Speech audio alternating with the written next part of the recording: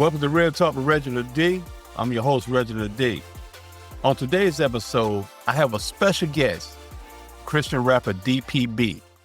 DPB is a dynamic force in the music industry. He's a positive rap artist, songwriter, actor, clothing designer, mentor, motivational speaker, and an entrepreneur, and a former member of DOC, Disciples of Christ, a Grammy and Dove nominated group, which I remember them. His music has hit the Billboard charts in Christian rock radio, national airplay, and also hit number 2 on the Urban Influencer Christian hip hop chart and the national radio and Christian charts. Welcome to DPB. What's up? Oh man, thank you so much for taking time out of your busy schedule. I know you was telling me you was in Nashville last night that you won this award. Yes, this award right here. A Josie Award, man. Crazy. Woo. And it says, what does it say? It says, for Social Impact Music Video of the Year. Undefeated 3.0. Come on, DPB. Yeah. Wow, that's what I'm talking about. Yeah, celebrate yourself, man. Celebrate yourself. So when you won that award, you had how many people that was up for this award, or how did it work out? All right, so there was 2,000 people that were, well, let me say it the way they said it. Okay. 75,000 people who submitted something. 2,000 people got nominated out of the 75,000. And only 96 winners was going to be established. And I was one of them. So that's kind of cool for that ratio to be like, dang, God's showing out, doing what he do. Oh, man, that's awesome, man. That's awesome. So with that being said, man, you got so much stuff going on. I thought I was busy. Man. But all the things you do is good things, man, good positive things. So I just want to back up a little bit because I think you have a story. So can you tell us a little bit about your childhood, like where you grew up and things like that for the listeners? Yeah, grew up in Nyack, New York. So I'm a New Yorker, and my story is I grew up without a father. My dad left when we was 4, 3, 2, and 1, and my mom was pregnant with my little sister. He decided to leave. And it was a very tragedy for my mom that my mom was thinking about at nighttime. While we were all asleep, she would turn on the gas, and by morning time, we would all be dead. But as she was going towards the gas now, God spoke to her and said, who you serving, God or man? She took her hands off that gas knob. And that day, my mom married God. It was Jesus. That's what it was. So I knew there was a God just based on my mom. And in Nyack, New York, we are actually musical legends called the Brooks Family Singers. Since little kids, we were singing gospel in churches, but that didn't make my full persuasion to give my life to Jesus. Because of that, I was just doing it because I was in the home of that. But at about 18, 19 years old, when I gave my life to Jesus, and that's where when it came in, because rap was known in New York, just point blank. So everybody who was in New York wanted to break dance, and everybody wanted to rap. So that was the thing in New York. And so I started rapping in the world, meaning opening up for Salt and Pepper. Kumo D did my 18th birthday party. It was crazy, just different things. So I fell away from God because I wanted to be, for some reason, like everybody else, because my mom was the only one that did what she did and was committed to it than everybody else that was in school. So I wanted to be like everybody else. So I started rapping, all that type of stuff. But how I changed to do positive and Christian hip hop was when I gave my life back over to Christ. I said, you know what? I don't want to rap no more.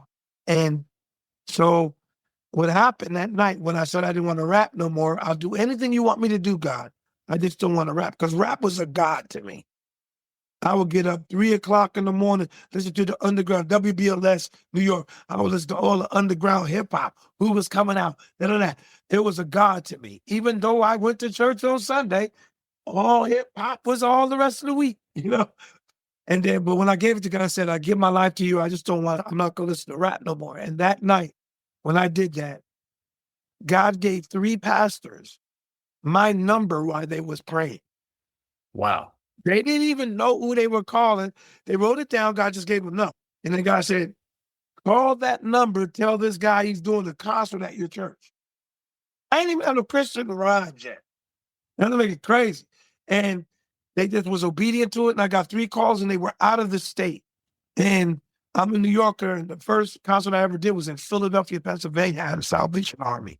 God spoke to a Salvation Army officer to call that number. And he just did.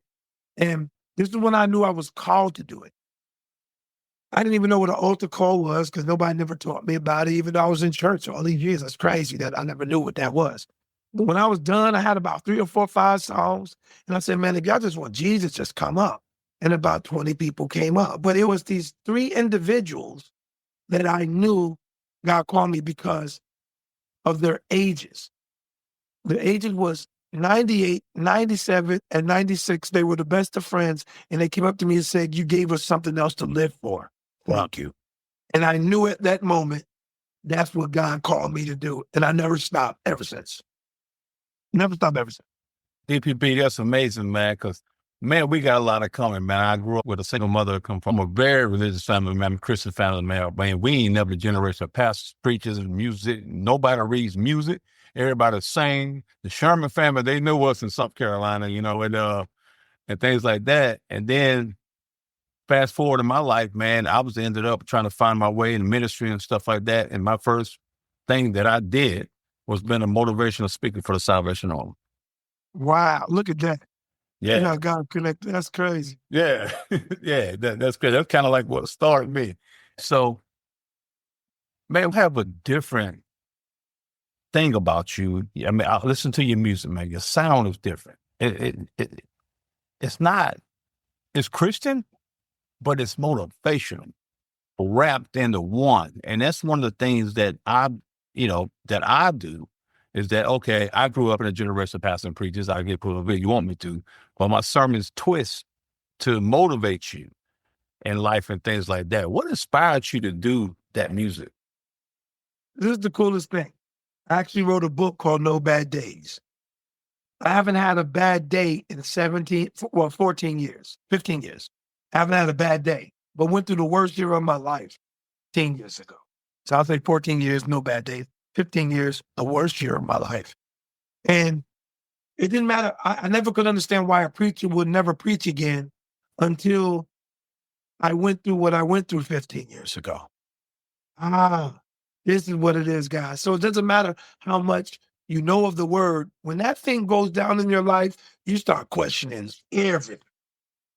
You don't want to go to church no more. You don't want nobody to speak a word over you. Like when it goes down, and depending how it goes down, man, you can get to a place in your life you never thought you would get to.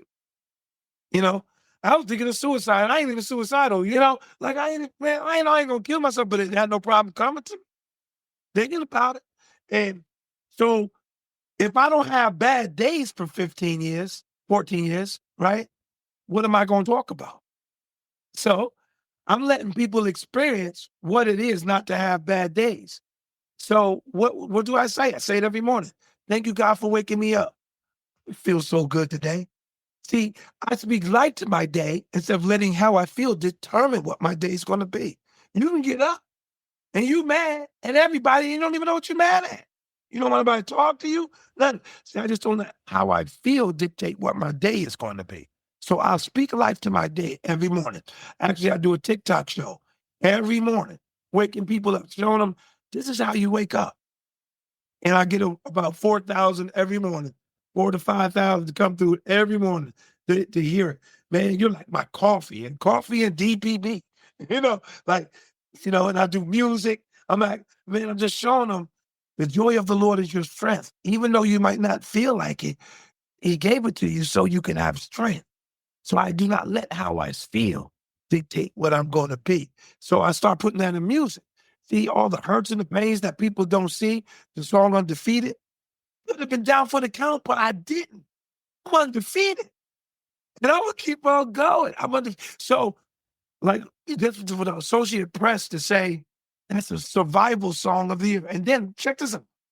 Undefeated was played. That's how I know it's so encouraging. 20,000 times in the Ukraine in one day. It broke Spotify chart history. I was like, wow. I had to look at that on Google. I'm like, oh, dang, it broke Spotify chart history? Crazy. But God was saying, that's when you know you're speaking life to people. When it breathes life out of them. It causes them to want to live. And I think a lot of times Christian music don't even do that. And it's Christian music. It's like, God help me, God. I mean, man, you know, we always want God just to pick us up and we keep on going through. There's got to be a point that we don't keep on going through.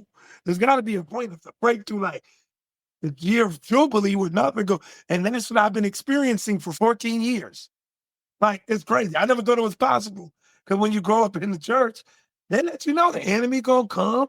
Like, you know, all that stuff. But God had to change on my thinking to let me know, man, if I got you, you have to learn and trust me that I got you.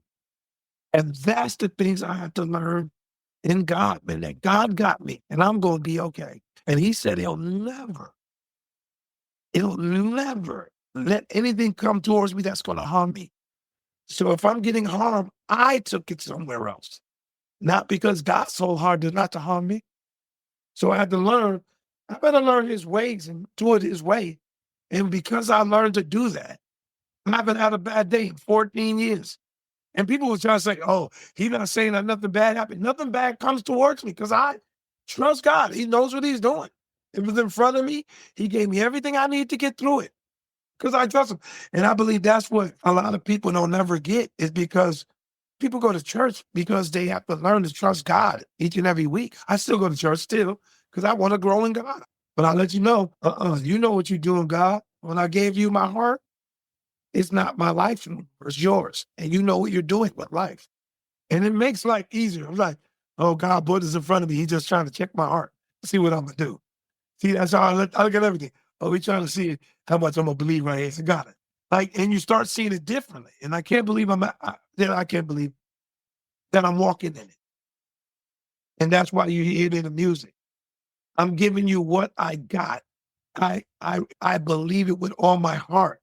So if it don't affect me, just like when I was playing Undefeated this morning, I just started crying because people don't know the tears and the pain and the frustration I've gone through to even get something like this. Something like, man, that's like, thank you, God. You know, it's cool to be nominated, but it's different when you win it. You know, it's like, wow, I don't even know what to do with it after I got it. And I'm just like, but thank you, God, that you seem fit that I deserve something. That's the coolest thing. So that's what I do in my music. That's my inspiration of writing. How can I help others? Like I got another song called Let It Go. And I did it because I think people hold too much stuff in and they wonder why prayers are not being answered, all those type of stuff, why sickness is coming up on because of the bitterness that somebody did to them. So I made a song called Let It Go. All the bitterness you have aside, let it go. All the prejudice you try to hide, let it go. Time to get rid of all the pride. The people that hurt you, you gotta let it go. See, because the whole thing is, I want people to be free like me. But there could be different things in life that causes people not to really actually be free. And that could be bitterness, hurt, heart, all those type of things. But you gotta let it go so you can fly. Maybe the person don't deserve that. But you need that for you to fly is for you, not for the other person.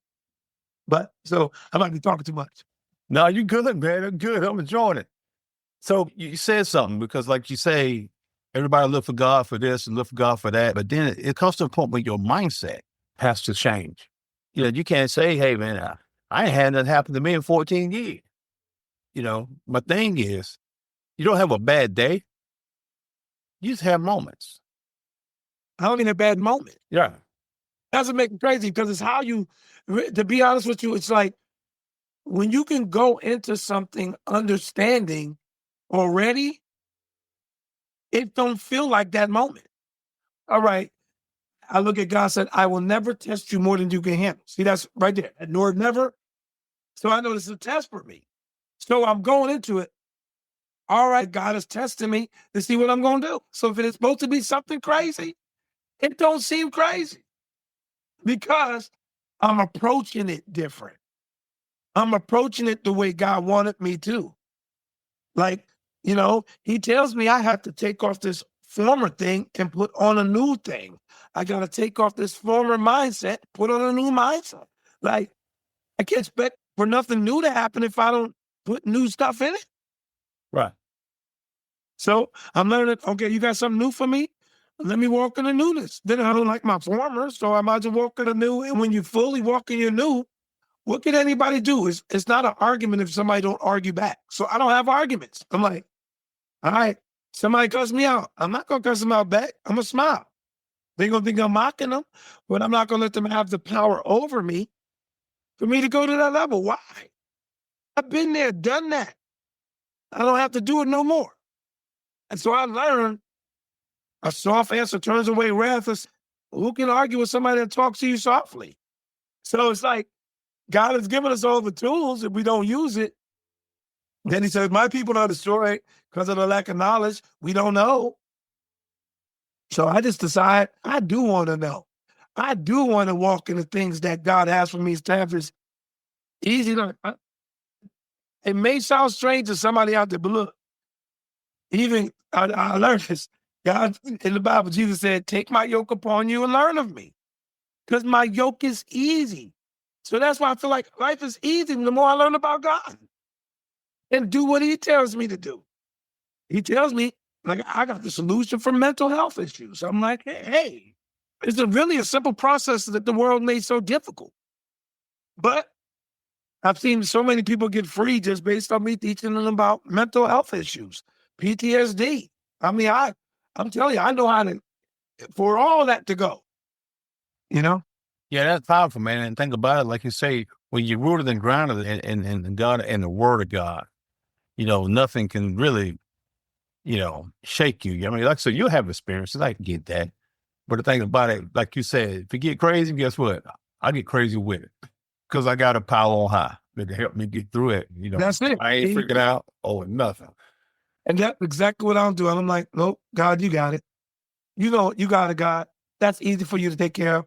Oh, that's easy. Go ahead, God. Like, I just don't pay attention to it. I just don't worry about it. And he tells me not to worry, so I don't. I'm like, okay, you got me. This is your life. When I gave you my heart, whoever you give your heart to has you. Oh, I gave my heart to Jesus. He got me. It's yours. You know what you're doing. You know this. It ain't take you by surprise, God. That's it in a nutshell. That's it in a nutshell. So let me ask you this, DPB. So, coming from New York, like you say, the rap sound, hey man, that was battleground. Yeah, that was battleground. And then you decided to say, hey, I'm going to switch this thing up and do it my way as a Christian rapper. I'm going to call it motivational too. Motivational. Okay. And what were some of the challenges you had? Because that's different. That's different. And you don't really get that sound too much. I mean, it's a little more today, but, what was the challenges that you faced, if you had any? Wanted to be accepted by your rap peers. So I think it would be easy to compromise that because you want to be accepted. You want all the rappers to respect that you can rap. And every time I try to do that to this day, God's like, that's not you though. You're doing that to try to impress people. That's not you though. So I stop. So I don't even listen to rap, even though I do it. That's what keeps the uniqueness of what God has for me. You know what I'm saying? I mean, if I listen to it, it's because I also do remakes. So I'll take somebody's song and I'll remake it, gospel, and make it sound exactly the way I believe it should have sound gospel. That's what people get up to. They love getting up to it. They're like, bro, you made all those? I said, yep. And I'm like, there's no reason for all this good music to sound crazy with all the words when I could change the words and have fun with it because the music sounds amazing. And people just love it. I got hundreds of them. It's crazy. Wow. So DPB, if I jump into everything you've done and all your accomplishments, we're going to probably be here to part of the next 4 months. So can you talk about, some of the things that you accomplished that you're proud of everything, I'm sure, but some things that stands out? Well, of course, this one right here. Being part of DOC, Disciples of Christ, stands out. Another thing is traveling with my sons. My sons were my dancers. So everybody would always be baffled that these are your sons. And I had a group of guys come up to me because we was in a place where they were transitioning, like a place called Teen Challenge. And they was like, man, you make us feel awkward. And I'm like, what are you talking about? Can we talk to you for a minute? And I'm like, dang, they get ready to rebuke me or something. He said, we're just not used to a father being with his kids like that and loving each other.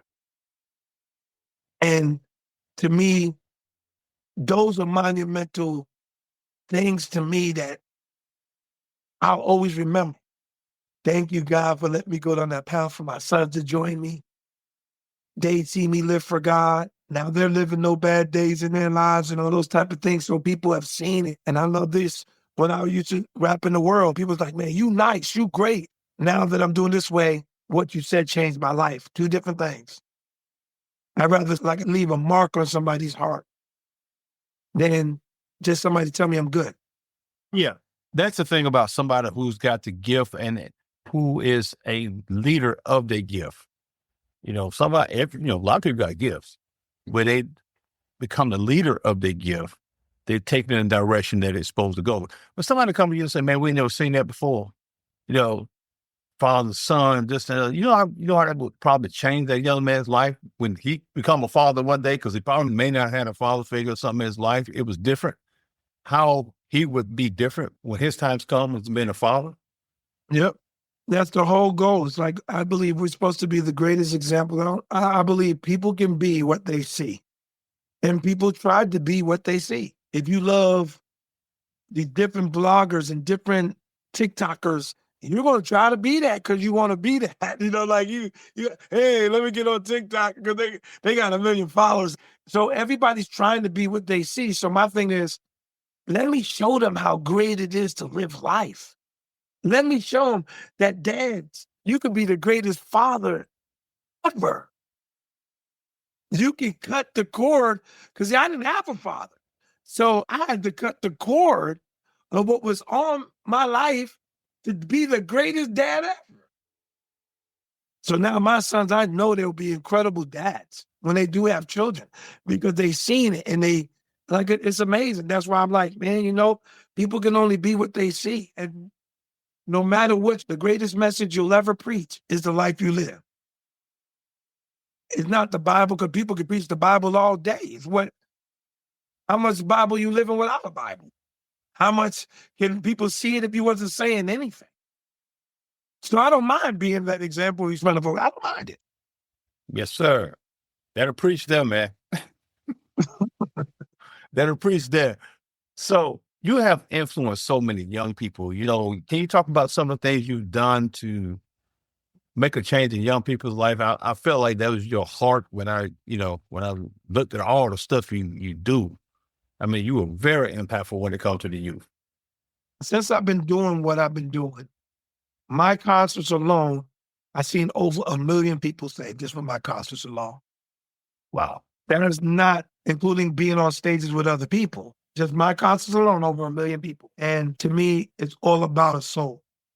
I remember going to Cutbank, Montana.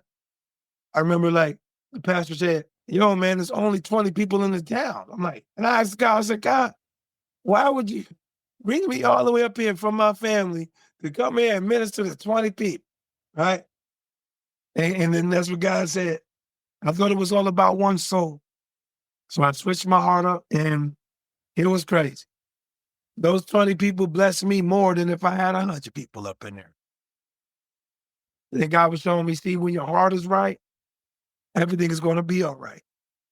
See, if you're doing it for all the people, you'll never have people. But if you do it because you have a heart for people, I'll bring you all the people. And that's exactly so. My heart, I go to Chicago for the last 25 years, Southside Chicago, doing drive-by concerts. Crazy. Minneapolis. Been doing it for the last 25 years. Some of the hardest places, and I even brought up hard like that. But because I have a heart for people in their lives, God put me in those places like that. I love people, man. And I would want somebody to take time with me if I was lost. So I make sure I'll take time with people, man. People will go where they love the most. Yeah. And that's the biggest thing, man. When you are doing it the way you do it, and I always tell people, man, you have to take time to hear people or whatever. Like the case, like you said, you go to a town with 20 people in there. God always say, "You faithful with a few things, I'm gonna make you rule with many." Come on. And That's that's right. all said and done. But He knows your heart, and He will Mhm. expand your territory if your heart ain't in the right place. That's right. You're exactly right. That's it. So now I know some guys, I know some people, and I've heard of some people and young people too, just want to get into the Christian rap thing and go out here and do things like that. What kind of advice would you give them when it comes to that? Because it's totally different than doing it in the secular type of rap, or you dealing with Christian rap or trying to be a positive role model through your rap and through your gift of a rapper. What kind of advice would you give them? It's two things. Learn everything you need to learn about God. I mean, if that's who you're talking about and that's who you represent. Make sure your life is a stable life and that you're living the life that you're preaching. I think that's so important to be true to where you at. I mean, because you're preaching something.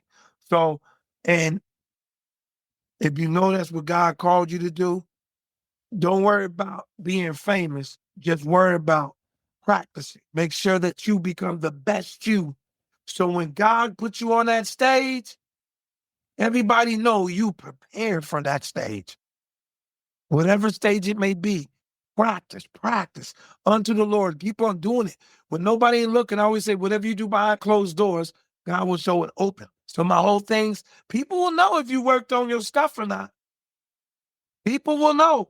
Man, you can tell, oh, that's a cute thing.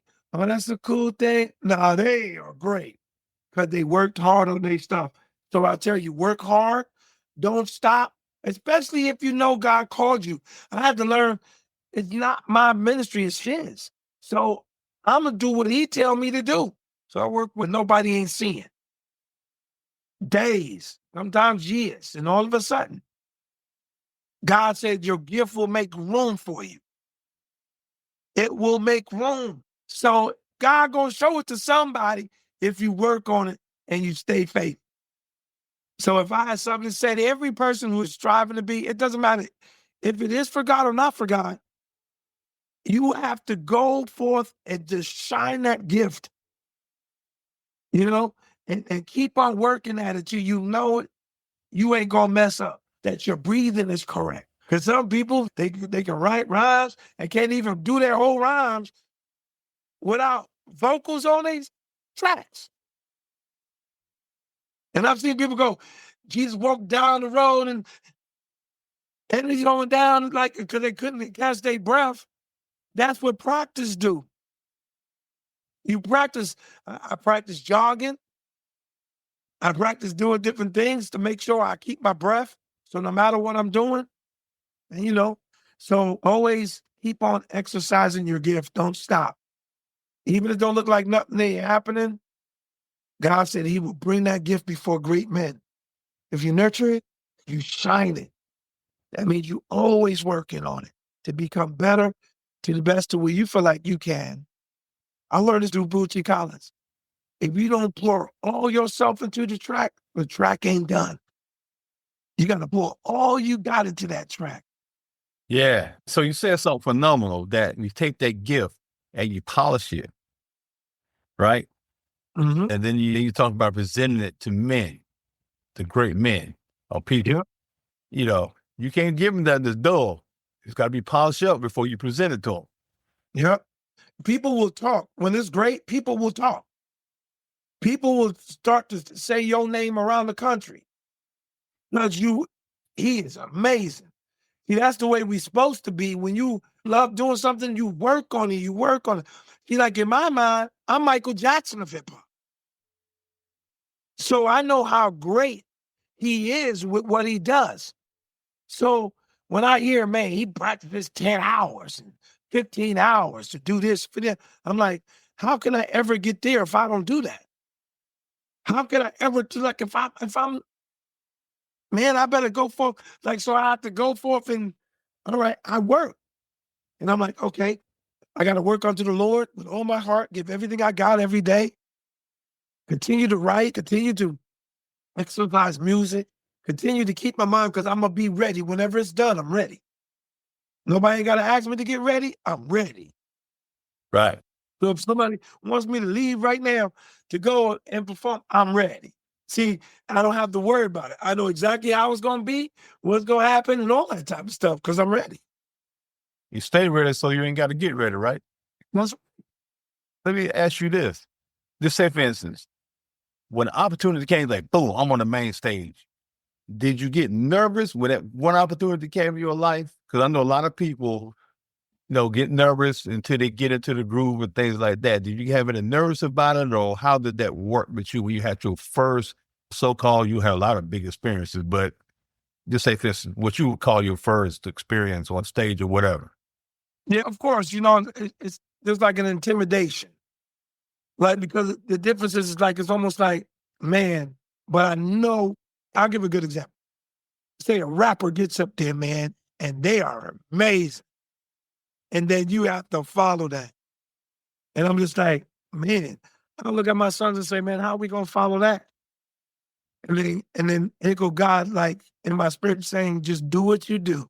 Y'all are made for it. And then all of a sudden we get up there, man, and everybody's like, y'all are the best thing up on that stage, man. That was just because of that preparation, but there's always a nervousness to, not a nervousness like I'm scared, but a nervousness because it's just like that roller coaster nervousness. I'm getting ready to go down the hill. It's like that type of nervousness, but not a nervousness of scared. Just a nervousness, man. Lord God, I just want to make sure I'm doing what you want me to do during this concert. I want to make sure I'm following you because you know how to touch people's lives. Don't let me go into my own thing and not think about what your thing is that you want me to do. So those are the nervousness things to make sure even the person that's hurting out there, like, I think differently.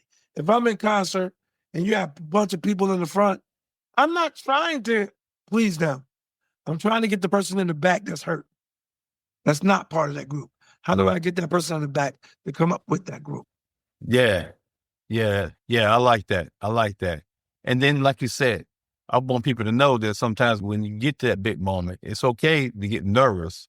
Oh, for sure. Get nervous because of the greatness of it.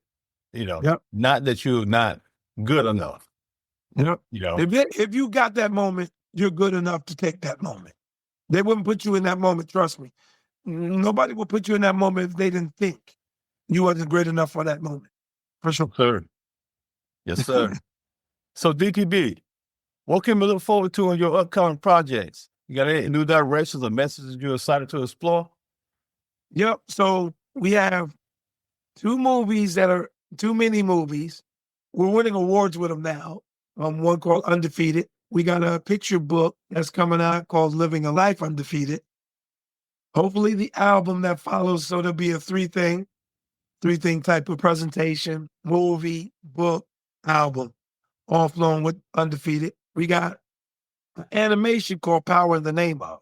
And even right now, our animation on our YouTube channel, oh my goodness, we're dealing with anti-bullying. And people are going nuts over the video. It's probably reaching over 300,000 views right now as we speak. And we're going more into the animation to try to grab these kids, man, before they get torn away. We're getting ready to do a Christmas movie that should be released, a Christmas animation that should be released this year after Thanksgiving. So we got our hands in some big stuff and feel like, we just ready to really help and bless folks, man, so they could just have a good Christmas. And hopefully our Christmas movie is like one of them Christmas movies that everybody wants to see every year. That's our goal. Something like, man, we need to watch so-and-so. We need to watch so-and-so. It's so good. That's how we want to go about it. Man, that's awesome. So DPB, let me ask you this question, man. You didn't have a father figure in your life. What would you say to somebody that was in your situation, somebody's young now, a youth or whatever, a young man or a young lady that was in that situation, then look at how you rose above it all to walk into your gift or walk into your purpose in life? What would you say to somebody that's, struggling with, hey, my father ain't in my life, things ain't going right, we bored, this and that, other, what case may be, you know how that is. What would you say? I would say the number one thing that I've always seen my mom do is trust God. Number one, that God is a father for the fatherless. That means you got special privileges with God. That's what I had to learn for myself, that God gave us special privileges because he's a father to us. So even when it looks like everything is folding in front of you and going wrong in front of you, it's the grace of the Father that is keeping you. It's God the Father just keeping you. So you have special privileges with your daddy, God. And it's kind of cool that times I thought I should have been dead, but God said, nah. Times I thought it was like God was a true father to me, even though I wanted that physical father. But then I would also say, find a mentor, somebody that's a father figure. And I'm thankful that I had a pastor come into my life and teach me how to be a man, because my mama didn't know how to do it. So, I'm trying to figure out ways like, hey, that's what make people start drinking. That's what make people start smoking, just trying to fill up the gap when you should go and try to find a mentor or somebody that's willing to train you up to be great, have integrity and not be a liar or a thief, or it's whoever you surround yourself with is what you're going to become. So I had to learn I wanted to be surrounded by greatness for me to become great. So if you hang around a cusser, you're going to end up cussing. If you hang around a drinker, you'll end up drinking. You hang around a smoker, you'll end up smoking. So if you hang around somebody that's positive, you'll end up being positive. So I learned this one thing. I have to hang around what I want to be. So I challenge anybody who's watching, find somebody that's a role model to you. That's not a drug dealer that has everything, but has everything because they're living a righteous life, a great life. Those are good people to follow and good people to be mentored by. Find somebody in the church to be mentored by. There's a lot of places to be mentored, or go to the community center, Boys and Girls Club, all that type of stuff. Be mentored. It's amazing because that's where you find your love at. Somebody cares and wants to see the best in you for you to achieve, so Yeah, I hope it helped. that was it, on point. So lastly, DPB, how can my listeners purchase your music, book you for motivation speaking, or follow you on social media? Everything, World of DPB, one word. TikTok, World of DPB. Instagram, World of DPB. Facebook, World of DPB. Twitter, World of DPB. Website, worldofdpb.com. So everything is so easy. World of DPB. If you forget the DPB, remember this, David Peanut Butter. You'll never forget the DPB because people mix those words up. Was it BDP? Was it DBP? David Peanut Butter, you never forget it. World of DPB, not the world. This World of DPB, you'll find me everywhere online. Please subscribe to my YouTube channel. We're over 100,000 YouTube subscribers. Let's keep on going. Yeah. So thank you, man. There you have it. There you have it. World of DPB. Yeah. DPB. Let me say it again. DPB. David Peanut Butter. See you right. That's exactly. So appreciate you so much, brother DPB. I appreciate you coming on the show, man, and taking time out of your business schedule. I know you're busy, man, but you are very impactful. And the things you're doing in your life and through the world, anything I can do to help or assist, man, I'm in. Appreciate you, my brother. All right. Thank you for tuning in to Real Talk with Reginald D. If you enjoyed the show, please rate and review us on Apple Podcasts. See you next time.